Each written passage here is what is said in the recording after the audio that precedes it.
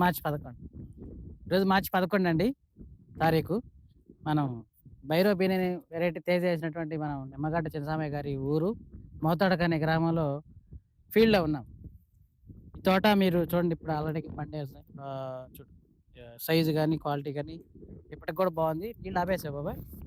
మొన్నొదిలా. హ్మ్. First cutting అయింది.